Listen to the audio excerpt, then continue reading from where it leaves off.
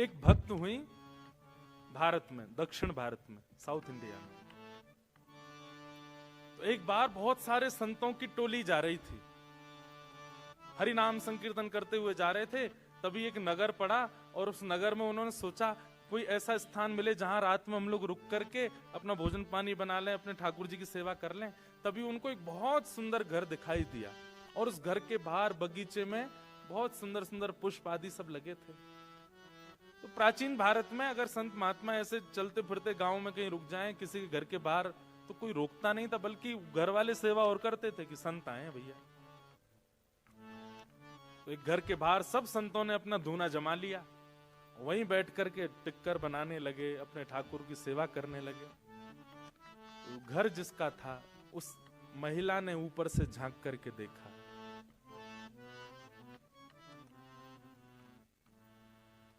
उसके नेत्र सजल हो गए कि आज मेरे द्वार पर संत आए हैं, मैं कुछ सेवा करूं।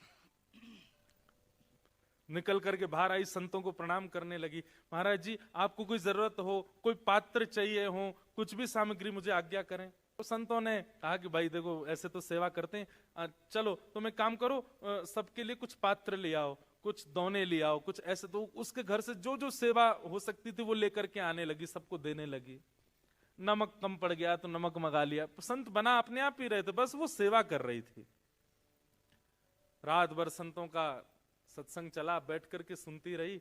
सुबह सब संत बोले अब हम जाएंगे, अब हमारा समय आगे बढ़ना है।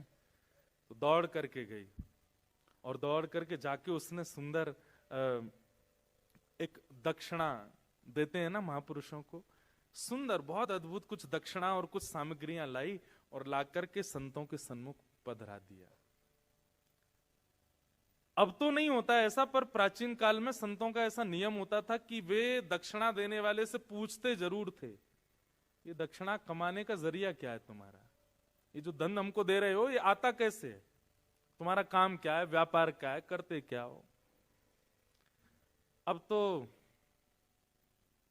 दक्षिणा देखते ही धल लेते हैं तुम चाहे जो भी हो। भारत में तो कई बड़े बड़े फ्रॉड लोग संत महापुरुषों को ऐसा बहुत सारा धन देकर के बिल्कुल अपना वो बना लेते हैं, जो अच्छा नहीं।